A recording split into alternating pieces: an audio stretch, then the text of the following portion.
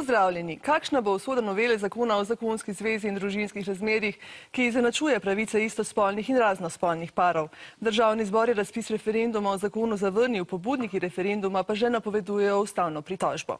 Odločitev, referendum da ali ne, bo tako očitno znova v rokah ustavnih sodnikov. O ustavnih vprašanjih in dopustnosti oziroma nedopustnosti referenduma se bomo pogovarjali z nocojšnjimi gosti. Z nami so dr. Janez Pogorelec, ustavni pravnik. Dobro večer. Doktorica Neža Kogovšek Šalamon, Mirovni inštitut. Dobro večer.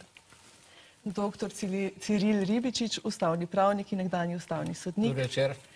Vabili smo tudi Aleša Primca iz Koalicije za otroke, red pa so se v koaliciji odločili, da pošljajo gospoda Romana Vodeba, ki bo zastopal njihova stališča. Lep pozdrav vsem skupaj. Pozdravljeni. Za začetek pogovora smo pripravili grafiko, na kateri bomo videli dejansko zakonske spremembe, o katerih se bomo pogovarjali. Tudi na morebitnem referendumu bi odločali o tem zakonu, o zakonski zvezi in družinskih razmerjih, v bistvu o enem členu tega zakona. Zakonska zveza je zakonom urejena življenjska skupnost dveh oseb, so izglasovali poslanci v Državnem zboru. Kot rečeno, Državni zbor je razpis referenduma prejšnji teden zavrnil, ker da referendumi o človekovih pravicah po ustavi niso možni. Poglejmo izjavi. Državni zbor je svojo nalogo in tudi svojo obveznost opravil, referendum je prekinil, zaustavil in mislim, da je to konec te zgodbe, referenduma ne more biti. Imamo v Sloveniji podivjano večino v Državnem zboru, ki zlorablja ustavo, zakon in svoj poslovnik in upamo, da jih bo ustavilo ustavno sodišče.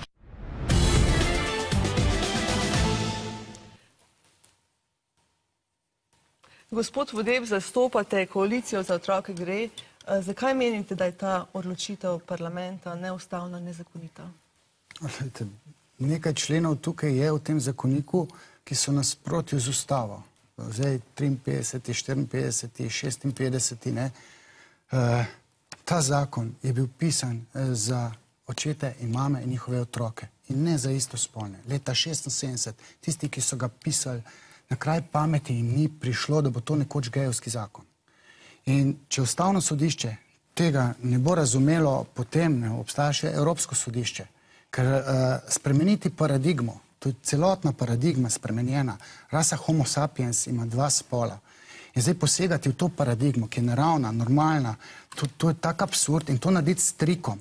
Ustavno sodišče bi se moralo ukvarjati s tem protokolom, s tem trikom, kako je brez javne razprave po skrajšanem postopku to prišlo na glasovanje. Glasovalni stroj opravi svoje, izglasujemo lahko tudi smrtno kazen, potem bomo pa ukinili referendum. Mislim, to je skrajno nedemokratično, to je otročje, to je nedozorelo, to so nedonošenčki sprejeli iz Združene liste. Gospoda ustavna pravnika, gospod Ribičič, gospod Pogorelec, vidva sta bila v strokovni skupini, ki je pripravljala te spremembe ustave, ustavni zakon, ki se je uporabil zdaj tudi v Državnem zboru. Pri zavrnitvi referenduma je bil ta ustavni zakon po vajinem mnenju uporabljen primerno v tem primeru. Gospod Ribičič. Ja, ustavne spremembe so pač, in to bi rekel tudi na željo ustavnega sodišča, ustavnih sodnikov, tako da sem jaz bil ustavni sodnik, smo se vsi strinjali, da je prevelik poudarek dan ustavnemu sodišču pri prepovedi referenduma. Kolega dr. Ernest Petrič je celo pisal ločena mnenja, da sploh ni ustavne podlage za prepoved referenduma in da mora ustavodajalec prevzeti večjo vlogo in povedati, pod kakšnimi pogoji, v katerih primerih, na kakšen način se lahko prepreči referendum. In to je zdaj storjeno. Jaz bi to imenoval Kavčičev model. Profesor Igor Kavčič je tukaj imel glavno besedo. In tukaj gre za zavrnilni model. Se pravi, tukaj se pričakuje aktivnost od tistih, ki so proti zakonu. Ne pa tistih, ki branijo. Oni imajo glavno besedo, oni zbirajo podpise. Ker prej bi lahko Državni zbor dal v presojo ustavnemu sodišču, sedaj pa morajo predlagatelji referenduma. Ja, koncept je tak, da gre za zavrnitev zakona in na več načinov je otežena zavrnitev zakona. Po čem? Pač po tej logiki, da Državni zbor je vendar predstavništvo ljudstva in ko Državni zbor za večino sprejme nek zakon po postopku, ki je predviden s tem, da se strinjam, seveda, da ta postopek ni bil primeren, niti približno ne. Moje mnenje je, da je treba izkoristiti zakonodajni postopek tudi zato, da prepričaš ljudi. Recimo pri nas jaz mislim, da je zelo dozorela politična sfera, se pokazala zelo zrelo v tem primeru, ko je šla en zelo resen korak naprej, da onemogoči diskriminacijo, ampak za vzgojo ljudi, ne, za pogovor med ljudmi o tej temi, ki je marsikje še zelo konfliktna in odprta, bi bilo boljše, da je to v več fazah. Ampak tudi na druge načine je to oteženo, ni lahko zrušiti zakona, niti po predlagateljih, niti pri tem vprašanju, kateri referendum je sploh mogoč in kateri ni mogoč, in potem, če je mogoč, potem še za dvojno večino. Gospod Pogorelec, delite mnenje z gospodom Ribičičem, je bil ta zakon uporabljen primerno? Veliko je bilo polemik, ne? Čeprav sta tu dve vprašanje. Prvo vprašanje je pač nekoliko problematično, ker sama sprememba ustavni zakon pravi, da se zakon o referendumu in ljudski iniciativi smiselno uporablja tako, da ustavno sodišče odloči o sporu med predlagateljem referenduma in državnim zborom, ki zavrne razpis referenduma. Tukaj je bil mogoče določen problem, da pač državni zbor kdaj lahko zavrne razpis referenduma. Po mojem, šele takrat, ko so vloženi podpisi, kaj dosti prej težko.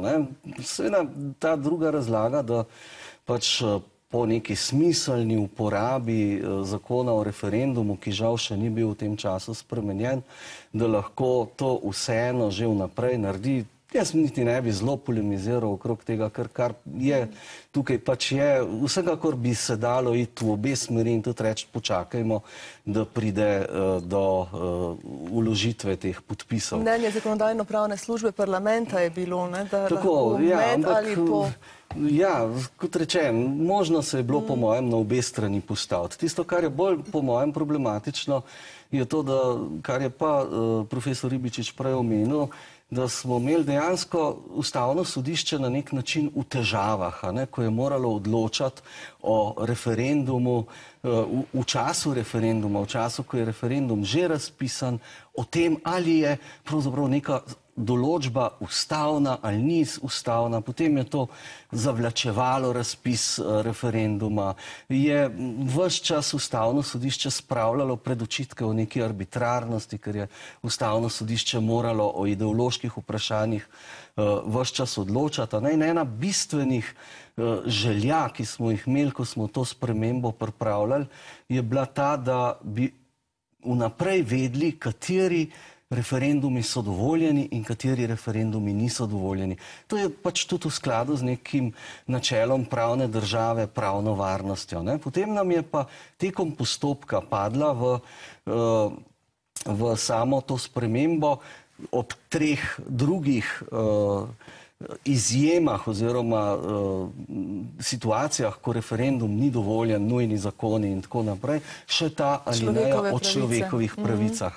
In kaj tazga primerjalno pravno ne boste našli verjetno v nobeni državi. Sem še ta stavek. In takrat smo v bistvu nekateri si zelo prizadevali, da bi šlo za to, da gre za že vnaprej ugotovljeno protiustavnost in ne za šele zatrjevano protiustavnost. O tej alineji bomo razpravljali še čez par trenutkov. Samo še eno vprašanje prej za gospod Kogovšek, Šalamon. Se vam zdi, slišali smo gospoda Primca, da imamo v državnem zboru res podivjano večino, kot je rekel? Kako bi ocenili to izjavo? Jaz v bistvu same izjave niti ne bi ocenjevala. Jaz bi se osredotočila na vprašanje človekovih pravic, v tem konkretnem primeru vprašanje pravic LGBT manjšine, za katere si ta manjšina prizadeva že več kot 30 let. In v tem smislu se mi zdi izjemno pozitivno, da v tem trenutku obstaja večina v državnem zboru, torej in s tem tudi neka politična volja, da se prizadevanjem za te pravice, za uresničitev teh pravic tudi resnično prisluhne. In mislim, da je sprejem te zakonske novele samo odraz tega, da se jim je prisluhnilo, in jaz tega nikakor ne vidim kot radikalno. Zdi se mi, da je to popolnoma v skladu z nekimi sodobnimi trendi, tako zahodnoevropskimi, kot tudi trendi v nekaterih drugih državah po svetu, kjer to vrstne pravice, ki so sedaj uvedene v našo zakonodajo, že obstajajo in to ne 6 mesecev ali eno leto, ampak že ponekod tudi že celo desetletje, kar pomeni, da je bilo mogoče ugotoviti tudi morebitne negativne učinke in seveda hkrati tudi vse pozitivne učinke. Skratka, Slovenija tukaj ne počenja ničesar na osamljen način, ampak dela stvari, ki so že bile preizkušene drugod. Tako da jaz v tem dejansko ne vidim nobene težave in se mi zdi nasprotno izjemno pozitivno in v duhu tako ustave kot v duhu mednarodnopravnih standardov človekovih pravic. Torej, Državni zbor je razpis referenduma zavrnil, pa vendar zdaj imamo situacijo, ko ne vemo, ali referendum bo ali referenduma ne bo. Odločilo bo znova Ustavno sodišče. Pa prosim za grafiko, da pogledamo spremenjen 90. člen Ustave, o katerem ste prej govorili, gospod Pogorelec, na katerega so se sklicevali nasprotniki referenduma v parlamentu. Referendumi niso možni v zakonih, ki odpravljajo protiustavno stanje na področju človekovih pravic. Torej, glavno in bistveno vprašanje, ali ta zakon odpravlja protiustavno stanje na področju človekovih pravic. Mogoče najprej ustavna pravnika. Gospod Pogorelec. Ja, hvala. Zdaj, seveda, ja, Ustavno sodišče bo moralo ugotavljati najprej, ali je sedanja ureditev 3. člena Zakona o zakonski zvezi in družinskih razmerjih protiustavna. Ta določba se glasi, tako kot ste že prej povedali, da je zakonska zveza pač zveza med moškim in žensko in je bila zdaj spremenjena v to, da je to zveza dveh oseb. Zdaj, seveda, jaz v tej zadevi oziroma v taki določbi neke protiustavnosti neposredne ne vidim. Zakaj ne? Zato, ker ne vidim niti kršitve človekovih pravic v primeru, če neka država ne omogoča istospolne zakonske zveze. Tega ne zahteva od držav ne Evropska konvencija, ne naša ustava in ne Splošna deklaracija Organizacije združenih narodov o človekovih pravicah. To se pravi, da vsaj neposredno o tem, da bi šlo tukaj za človekovo pravico, zagotovo ni mogoče govoriti. Evropsko sodišče za človekove pravice celo izrecno v eni od svojih zadnjih odločb iz 16. julija 2014 ugotavlja, da Evropska konvencija o človekovih pravicah ne obvezuje držav podpisnic, da morajo istospolnim parom dovoliti poroko. Se pravi, če ni človekova pravica, potem verjetno tudi ni protiustavno tega ne uveljaviti v svojo ustavo. In je vprašanje samo, ali bomo med temi državami, ki to uveljavljajo, ali ne. To je pa potem politična odločitev. Gospod Ribičič, vaša interpretacija. Ja, jaz bi navedel... Se strinjate z gospodom Pogorelcem? V bistvu bi rekel, da bi dopolnil ali pa drugačne, dopolnil tiste zadeve, ki jih on ni omenjal in ki pa govorijo za to, da tak referendum ni mogoč, ni zaželen. Seveda mi je všeč, da je razprava taka, odločilo bo Ustavno sodišče, ne mi tukaj. Tudi smo tukaj zato, da bi polagali v usta. Lahko pa razlagamo elemente, kaj bi lahko prispevalo pri odločitvi. Nekaj elementov bi tukaj omenil. Tukaj se strinjam, Evropsko sodišče za človekove pravice tukaj dopušča različno ureditev. In na iste odločbe se sklicujejo pristaši in nasprotniki pravic istospolno usmerjenih. Tako da tukaj pričakovati, tudi če bi obstal ta zakon, če referenduma ne bi bilo, da bi tukaj Evropsko sodišče nikakor, to se upam, pač dati roko v ogenj, da Evropsko sodišče v to ne bi posegalo. Res je, da ne zahteva od države, ampak seveda tudi ne jemlje pravice, če jih nekdo daje. Je v pristojnosti držav. Tako gledamo, da Evropska konvencija ima minimalne standarde, če gremo mi za standardi širše in priznamo neke skupini, kot je ranljiva skupnost istospolno usmerjenih večje pravice, je to samo pozitivno, ne pa negativno za Evropsko sodišče. Te elementi, ki sem omenil, pa bi se omejil na 3. No. Eden je protokol številka 12 konvencij. Že naslov protokola precej pove splošna prepoved diskriminacije. Slovenija je vsaka čast Sloveniji med 18 državami Sveta Evrope od 47, ki so ratificirali ta protokol in s tem povedali, da ne bodo preprečevale diskriminacije samo, ko gre za kršitev konvencije in konvencijskih pravic, ampak tudi drugih pravic, ki so navedene kje druge. Drugi element, ki bi ga omenil, je listina Evropske unije o temeljnih pravicah. Ta je šla korak naprej od naše ustave in od Evropske konvencije, točno v tej točki pravic istospolnih. In pravi, da osebna okoliščina, spolna usmerjenost ne sme biti podlaga za diskriminacijo. To velja seveda tudi po naši ustavi in po konvenciji, ampak šele z razlago, ne, rečemo druge osebne okoliščine.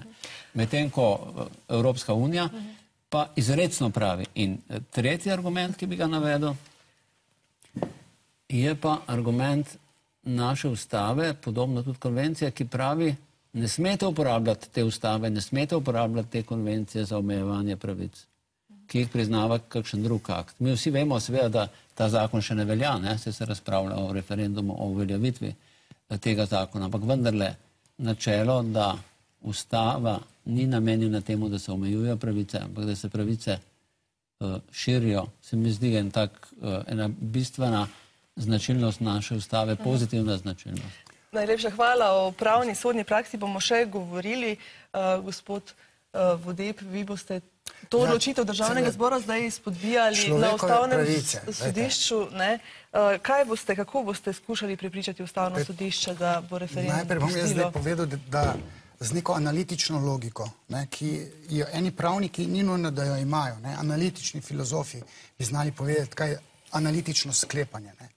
14. člen ustave, tam so tudi neke pravice invalidov. Invalidi se ne morejo želeti pa privoščiti, da kandidirajo, da bojo gorski reševalci, ker ne zmorejo na Triglav reševati. Gluhonemi ne morejo v filharmonijo igrati. Se pravi, en spol ne more prevzeti pravic drugega spola, ker ni ta drugi spol. Mi imamo deljene WC-je. Ne morejo ženske zahtevati, recimo lezbike, da hodijo, ker imajo človekove pravice, v moški WC. Se verjetno tega ne zahteva. Glejte, ženske zahtevajo, da postanejo moški in očetujejo. Ženske ne morejo očetovati, zato ker je njihov spol, ne spolna usmerjenost, njihov spol je napačen.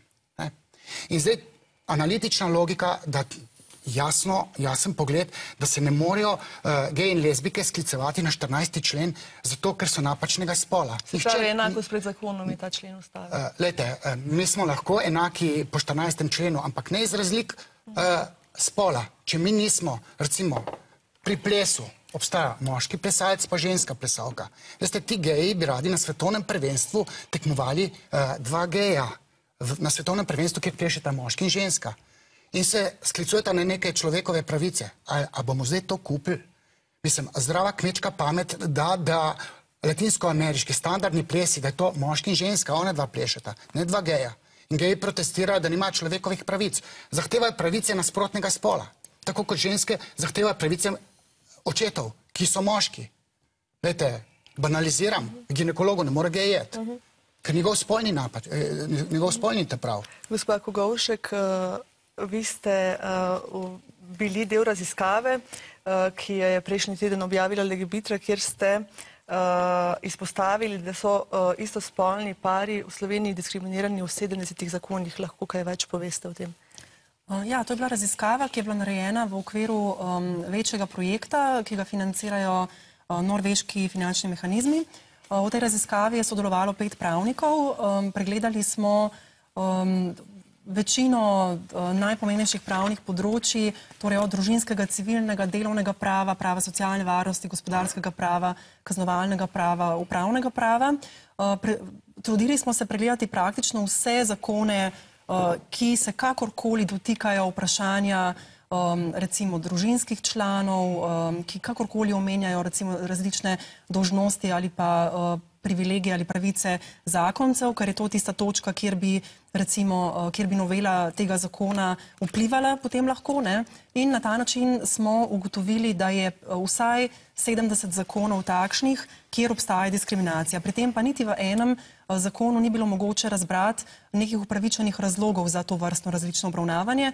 Še posebej glede na to, da Slovenija že ima registrirano partnerstvo, ne, priznano zadnjih 10 let.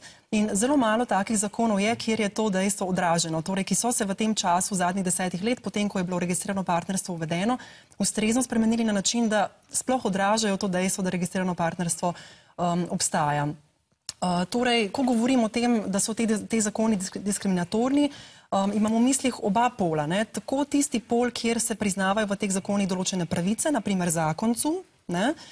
In v tistem polu, ki priznava določene dolžnosti ali pa recimo preprečuje kakšen konflikt interesov ali pa razkriva povezane osebe, recimo, če govorimo o področju gospodarskega prava, ne? Lahko navedem potem tudi več primerov z tega, torej kaj konkretno mislim, ne? Če boste želeli vedeti. Najlepša hvala.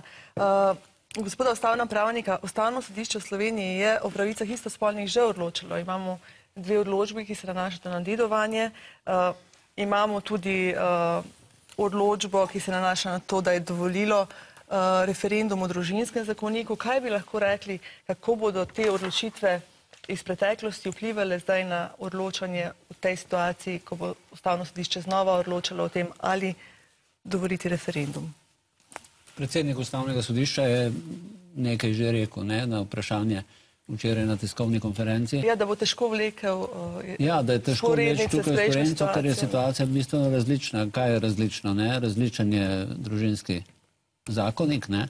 Jaz ne vem, če je bilo pametno nasprotovati prejšnjemu družinskemu zakonu, ki je bil zelo kompromisen. Ne? Niti ni zanačeval skupnosti zakonske zveze, niti ni omogočal posvojitve, pa je kljub temu bil referendum proti njemu uperjen in je padel. Drugo, kar je pa še večja sprememba, je pa sprememba ustave. Ne? In tukaj smo zdaj seveda pri tistem ključnem vprašanju, ali je kaj drugače za Ustavno sodišče, ne? Ko je bila spremenjena ustava glede tega, kateri referendum ni dovoljen. Jaz se moram strinjati s tistimi, ki pravijo, da v tej alineji manj kot drugod. Ne? Vsi smo vedeli, ko smo to pisali, da v tej alineji bo Ustavno sodišče še vedno imelo pomembno vlogo. V tem konkretnem primeru bo moralo oceniti to, kar je kolega Janez že začel, bo moralo oceniti, ali je bila dosedanja ureditev protiustavna in ali je nova skladna z ustavo, ali je torej protiustavnost odpravljena. Jaz sem nekaj argumentov za to poskušal navedeti. Ampak najkrajše bi rekel tako, zožene so možnosti za referendume, ki se nanašajo na človekove pravice. Kolega Janez, kot je rekel gospod Ribičič, ko sem govorila z enim vašim kolegom, ustavnim pravnikom, je rekel, sej referendumi o človekovih pravicah že prej niso bili dopuščeni, tudi pred spremembo ustave, recimo Ustavno sodišče je zavrnilo referendum o izbrisanih. Enkrat, če se ne motim, ali je tokrat situacija drugačna, tako drugačna po tej spremembi? Ali je to referendum o človekovih pravicah? To je referendum o 3. členu zakona o zakonski zvezi, ki določa v bistvu možnost istospolne zakonske zveze. Po novem, ne? In o tem naj bi se na referendumu odločali. Ugotovili smo že prej, da to pravzaprav ni človekova pravica, istospolna zakonska zveza, ne po konvencijah, ne nikjer. Ne? Druga situacija bi bila, če bi zdaj odpravili tisto protiustavnost, ki pa jo je Ustavno sodišče ugotovilo, ne? Pa jo niso, oziroma trdijo, da so jo posredno, ampak to se na tak način ne dela. Ne? Če imaš 70 zakonov, kot pravi kolegica, ki jih je potrebno rešiti, ne, ki jih je potrebno spremeniti, ne, je potrebno pač iti v vseh teh 70 zakonov in vso to problematiko rešiti subtilno, se vprašati, kje so razlike, kje ja, kje ne. Tudi samo Ustavno sodišče govori o podobnosti situacije, ne, ki jo imajo istospolni partnerji pa različno spolni partnerji, ne o enakosti. Ne. In že od Aristotela naprej je jasno, da se enake stvari obravnavajo enako, to je enakopravnost. Različne stvari pa se seveda obravnavajo lahko različno. Lahko tudi pozitivno diskriminiramo istospolne na določenih področjih, kjer je to potrebno. Ne? In po drugi strani seveda je lahko neko polje, ki je seveda pridržano samo različno spolnim. Hočem reči, če bi 22. člen zakona o registraciji istospolne partnerske skupnosti popravili, glede na že ugotovljeno protiustavnost tega člena in dovolili istospolnim dedovanje, potem tak referendum seveda absolutno ne bi bil dovoljen.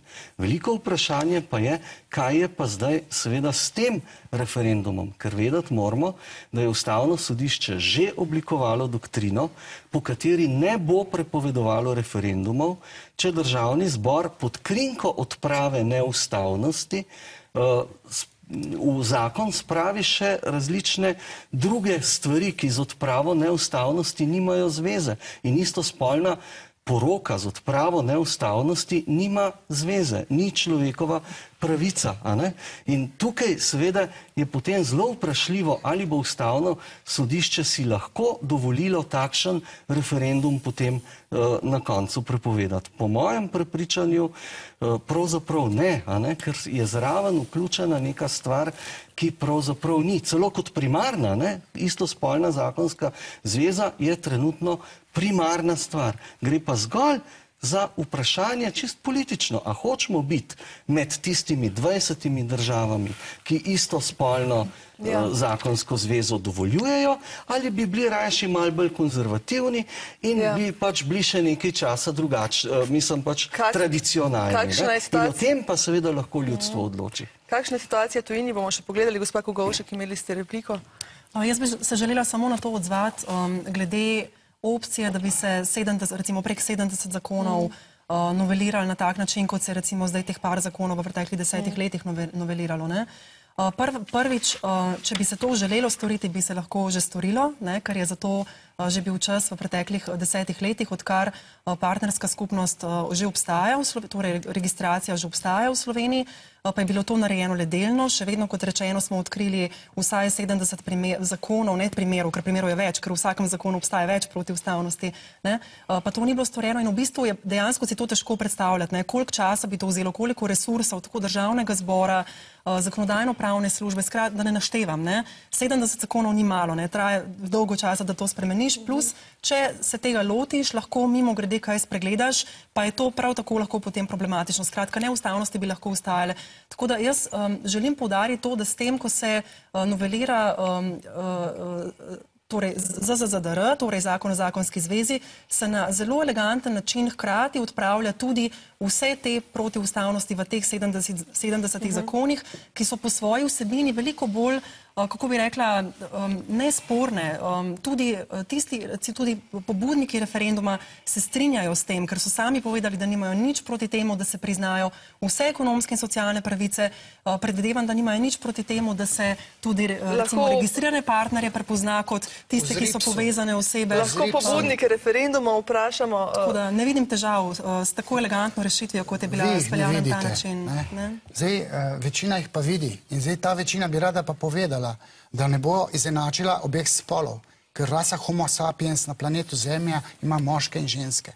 To je ključno za razvoj moralne razsodnosti, spolne identitete, spolne želje, tabuja in cesta. Če se Oedipov kompleks ne razreši v primarni družini, bodo prišli ven iz te primarne družine istospolne, mentalno zmoteni otroci, bojo sami sebi rekli, smo čudaki. Glejte, dve izpovedi v Sloveniji sta znani. Ena je Oskar Lopez, druga je pa Heather Berwick. Glejte, ta dva posvojenca sta lepo povedala, da sta lagala celo življenje in nista hotela prizadeti dveh mam. Ampak na koncu sta rekla, midva sva čudaka. Jaz sploh ne morem živeti, ker sem čist drugačen kot vsi ostali. In po tem zakonu bo tak posvojenec tožil državo. Če se mamica znajde po svoje, ne moš mamice tožiti. Če pa država sprejme tak zakon, ki ga namerava sprejeti, mimo referenduma, bojo pa posvojenci tožili državo. Nejra Mikić toži ta zakon, ta sedanji družinski zakonik, zato ker je bila prikrajšana za mamico. Veste, na Evropskem sodišču toži slovensko državo. Veste, kaj posvojencev bo tožil slovensko državo, ker tak bo ta zakon sprejema. Mislim, da je društvo psihologov prejšnji teden dalo izjavo, da se otroci, ki odraščajo v istospolnih družinah, ne razlikujejo od otrok, ki odraščajo v raznospolnih družinah. To so lažirane izjave, to so lažirane. Tudi Ljubica Marjanović umek je izsilila te podpise. Polovico psihoterapevtov bomo povedali, da ni res. To je vse dokumentirano, da to ni res. Gospod Ribičič se želi oglasiti. Dve replike. Ena je na tole, kar smo zdaj poslušali. Dva zapleta smo imeli na Beneški komisiji glede tega vprašanja v zadnjem času. En je bil, ko se je ena članica oglasila in je rekla, da je treba na nek način zavarovati otroke, da pri vzgoji, pri spolni vzgoji in tako naprej, da se ne predstavlja možnosti istospolnih usmeritev oziroma povezav. Zanimivo je, popolnoma soglasno. Jaz sem bil presenečen, ker Evropska unija ponavadi reče, o tej zadevi pa Evropska komisija še ni zavzela stališča. Popolnoma soglasno je bilo mnenje, da je to neupravičena pripomba. Drugič, tista pa stvar, ki je mogoče enostavnejša od te, v vzhodnih, kar precej vzhodno od nas, državah prepovedujejo propagando istospolnosti. In je Beneška komisija zopet soglasno sprejela, da je to nesprejemljivo. Druga replika je pa na to, kar je govoril kolega Pogorevc, ko je rekel, ko je govoril o tej doktrini Ustavnega sodišča. Ta doktrina resnično obstoji. Jaz sem, ko se je začela oblikovati, sem bil član Ustavnega sodišča, ne smem razkrivati, kako je do tega prišlo, ampak tudi jaz sem se strinjal s tem, da če poskušate v nekem širokem zakonu se zgovarjati na to, da morate en del popraviti zato, ker je to sklenilo Ustavno sodišče, potem je to zloraba te odločbe Ustavnega sodišča. Ker preprečujete referendum o celotnem zakonu zaradi enega vprašanja. In to je bil tudi eden od razlogov, čeprav ni bil v utemeljitvi tako obrazložen, da je bila dovoljen referendum o družinskem zakoniku. Ampak ta doktrina, jaz mislim, da ni več aktualna z ustavno spremembo. Oba sta omenjala zdaj tujino. To pa moram povedati. Kolega Pogorevc je sam povedal prej, da se je zavzemal za to, da bi rekel pri odpravi protiustavnosti, da to mora biti ugotovljena protiustavnost, skratka z odločbo Ustavnega sodišča. Zdaj pa jasno, da to ni uspelo. Ta predlog ni bil sprejet in je v obrazložitvi, v utemeljitvi je jasno povedano, da tisti, ki misli, da odpravlja protiustavnost, je dovolj, da on to zatrjuje. Seveda, Ustavno sodišče lahko reče, da se je zmotil, ampak ni pa treba se sklicevati več na ugotovljeno, z odločbo ugotovljeno. In če se na to ni več mogoče sklicevati, potem seveda tudi ta zloraba ni več. Jaz mislim, da primarno, če se bo Ustavno sodišče, če bo šlo za to, ta določba Ustave je mečkano odprta, in če bo iskalo neko teleološko razlago te ustavne določbe, če bo iskalo namen ustavodajalca in šlo gledati te razprave, ki so bile na Ustavni komisiji, potem takem v prvi fazi, če bi ugotovilo, da pravzaprav predhodno ono ni ugotovilo protiustavnosti 3. člena zakona o zakonski zvezi, da potem takem o tem sploh ne bi hotelo razpravljati in bi reklo, referendum je lahko. Šele, če se bo postavilo na drugo stališče, kar mu jaz ne bi priporočal, predvsem zaradi tega, ker ga to pelje spet nazaj v tisto, kar smo že imeli, v tisto isto arbitrarnost, v tiste iste, 6-mesečne odloge referendumov in tako naprej.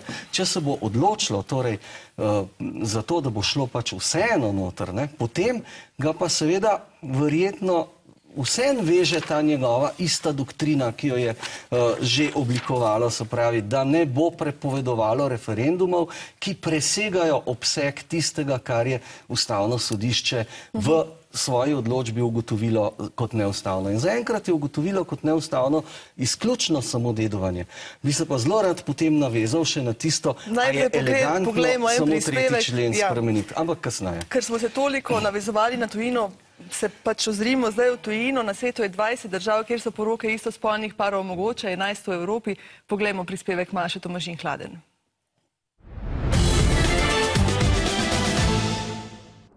Prva država na svetu, ki je legalizirala civilne poroke istospolnih parov, je Nizozemska. Zakon je bil sprejet konec leta 2000, v veljavo pa je stopil aprila 2001. Istospolni pari imajo tudi pravice do posvojitve otrok in možnost umetne oploditve.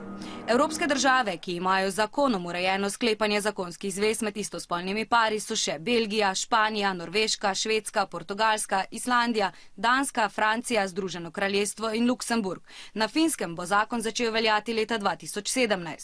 Španija, kjer se 3/4 prebivalstva izreka za katolike, je istospolne poroke in posvojitve otrok uzakonila že leta 2005 in slab mesec potem je v državi potekala prva civilna istospolna poroka. Dobra tretjina hrvaških volivcev pa se je leta 2013 udeležila referenduma, s katerim so pobudniki dosegli, da se v ustavo zapiše, da je življenjska skupnost le skupnost med moškim in žensko. Za zagovornike pravic istospolnih se niso zmenili. Tražimo zaštitu obiteljskog života za naše obitelji kakvu uživaju heteroseksualne obitelji, heteroseksualni parovi, tražimo pravo na brak. To je bil prvi referendum, ki so ga na Hrvaškem razpisali na podlagi zbranih podpisov. Te je o pomoči Rimsko-katoliške cerkve zbirala civilna pobuda u imenu družine. Vrlo smo zadovoljni kao građanska inicijativa u ime obitelji. Moramo reći da prema do sada pristiglim podacima iz nešto više od polovice županija imamo preko 500 000 glasova birača. Referendumski poraz pa so nasprotniki pravic istospolnih parov doživeli na Slovaškem. Referenduma o vprašanju pravic istospolnih se je udeležilo premalo ljudi. Zanimivo je, da so pobudniki z referendumom, za katerega so zbrali 400 000 podpisov, želeli doseči, da istospolni partneri, ki na Slovaškem že tako ali tako nimajo nobenih pravic, teh ne bi dobili niti v prihodnosti.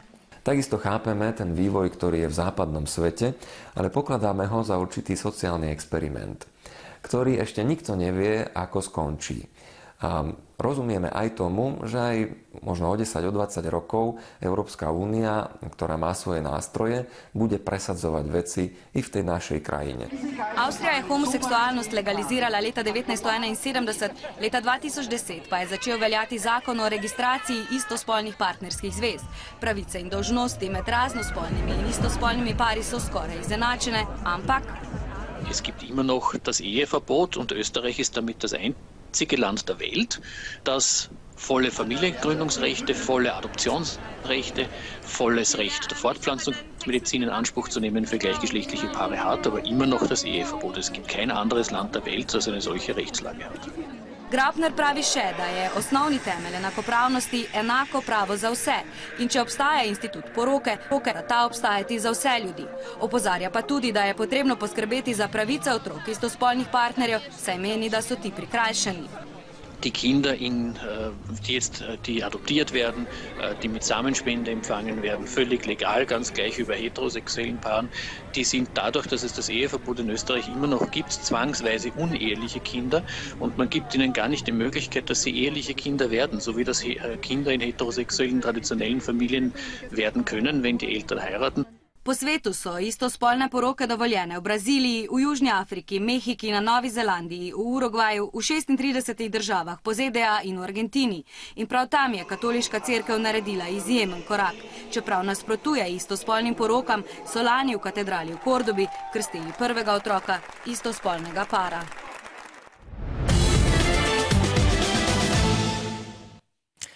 Bo torej Ustavno sodišče v Sloveniji odločila tudi na podlagi sodne in pravne prakse iz tujine? Gospa Kogovšek. Jaz mislim, da bi moralo upoštevati. Vsaj ne bom rekla, da bo to upoštevalo do te mere, da bo referendum prepovedalo. Ampak vsekakor bi se moralo zavedati, kakšni so trendi na področju ustavnosodne presoje v tujini, v drugih evropskih državah in tudi na ravni Evropskega sodišča. V zadnjih letih so trendi izjemno jasni. Recimo, če pogledamo samo ustavna sodišča izpred, recimo v zadnjih 7-8 letih, v Avstriji, kot smo že slišali, je bila ustavna odločba, v Španiji, in ravno tako so bile potrjene skupne posvojitve na ustavnem sodišču.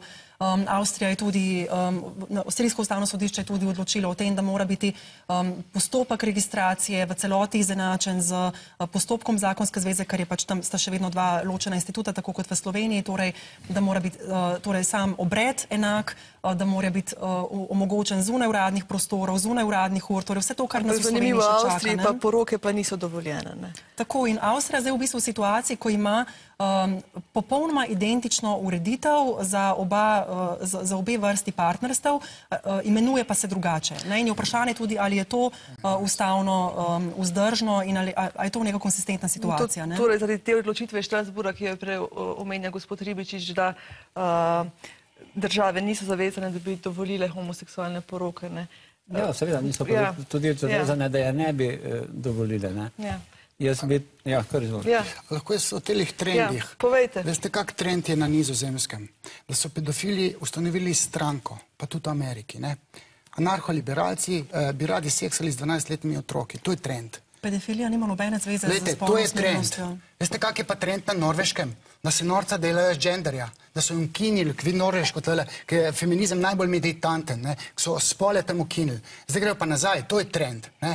In pazite, ni vsaka norost trend, ki ga bomo mi sledili. Mi imamo svojo glavo, imamo neka znanja in jaz sem povem, da mi ne moremo poslušati diktata manjšine. Da bo manjšina zdaj diktirala, lahko vam rečem, Romi bi radi človekove pravice, pa bi pri 13 letih se poročali. In lahko to zglasujejo, referendum ne bo mogoč. To je nezakonito, ne? Glejte, človekove pravice, manjšina ima svoje pravice, oni imajo kulturni trend, da se mladi poročajo, pa tudi si kaj sposodijo. Ostanimo pri temi Romi, trendi so psihotični, vete? Demokracija je pa nekaj, kar bi mogli uslišati. Naj narod se izjasni. Narod se ni izjasnil. Se pravi, te teorije o tem, da je ogrožena večina v Sloveniji, ne pa manjšine, so grozljive. Mi smo imeli v parlamentu, pa nimamo več v parlamentu strank, ki bi zastopale takšno stališče. Ampak, kar se Romov tiče, ustavno sodišče prisililo slovenske občine, da so vključili Rome v občinske svete. In seveda to ne škodi večini, pač pa koristi večini. Zaradi tega, ker so odnosi v teh občinah bolj urejeni, predstavniki Romov se potrudijo in tako naprej. Ali pa drugi primer. V Švici so imeli referendum o prepovedi gradnje minaretov. Pri nas je ustavno sodišče prepovedalo, onemogočilo referendum, ki se je nanašal na džamijo. In zdaj, ko pa zdaj prenesete razpravo istospolnih, kjer gre tudi seveda za ranljivo manjšino, seveda ne. Ampak, ko prenesete to na položaj manjšin, ne, Romov, pa potem bomo šli na Italijane, pa na Mačare, pa na ženske, ne, pa bomo že prišli, ne, vse te manjšine skupaj sestavljajo seveda večino, ne, in tukaj je ustavno sodišče povsem jasno, ne, zdaj, o trendih, seveda trendi gredo, to je bilo, veste, da so bili seksualni odnosi med homoseksualci pred desetletji, ki niso tako daleč, so bili kaznivo dejanje, ne? In morate priznati, da ta trend ne gre v tisti smeri, ki si jo vi želite. Mogoče še gospod Pogorelec, že dolgo časa ga nismo slišali, kakšno je pa vaše mnenje v tej razpravi, pa če pustimo mogoče ob strani ustavno-pravne dileme, je družba pripravljena na te spremembe? Glejte, naj družba to sama pove, če živimo v demokraciji, potem naj pač na referendumu o tem odločimo. Že prej je kolega Ciril rekel, da je zelo težko po novi ureditvi na referendumu zakon zrušiti. Praktično rabaš tam 340, približno 1000 ljudi, ki pride na volišče, glasuje proti in tako naprej.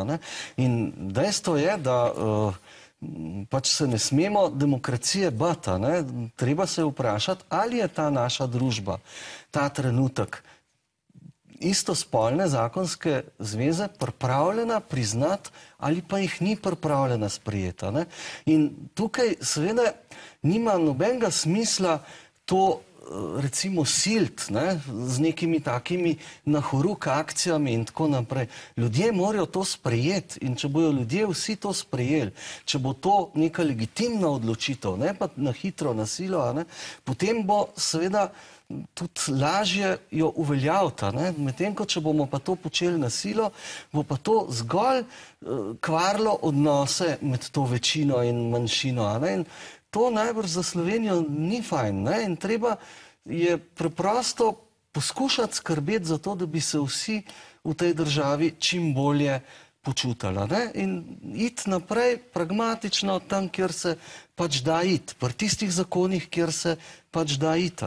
In če bi hoteli ne razdvajati ljudi, ampak reševati to problematiko, tukaj se pa navežem na tole, kar je prej kolegica govorila, bi morali iti natančno v teh 70 zakonov. Jaz se vse življenje z zakonodajo ukvarjam in vam povem, da je to počasno, mukotrpno in zahtevno delo. Treba je določiti izjeme, treba je določiti, preprečiti zlorabe, vse te stvari.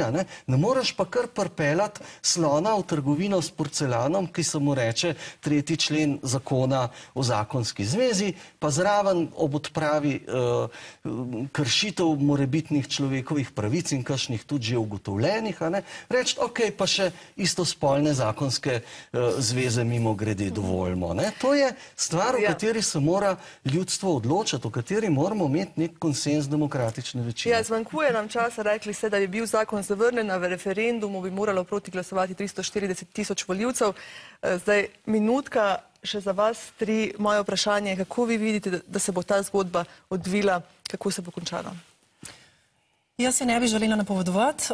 Želim si, da bi Ustavno sodišče upoštevalo tujo sodno prakso, da bi upoštevalo analizo, ki je bila narejena, oziroma prepričana sem, da se tudi Ustavno sodišče zaveda vseh pomanjkljivosti v zakonodaji, ki na mnogih področjih izključuje istospolne partnerje neupravičeno, in mislim, da bi moralo upoštevati torej pri analizi trenutnih protiustavnosti ne samo 3. člen zakona o zakonski zvezi, ampak celotni pravni sistem in vse te pravne luknje, ki obstajajo, ki so sedaj analizirane, ki so znane, in v tem smislu mislim, da tudi ne moremo govoriti o slonu v trgovini s porcelanom. O tem bi govorili, če ne bi poznali vseh teh 70 zakonov, ki so danes protiustavni, tako pa jih poznamo v detajle, vemo točno, kakšne posledice bo sprememba 3. člena zakona o zakonski zvezi prinesla. Zato so posledice popolnoma predvidljive.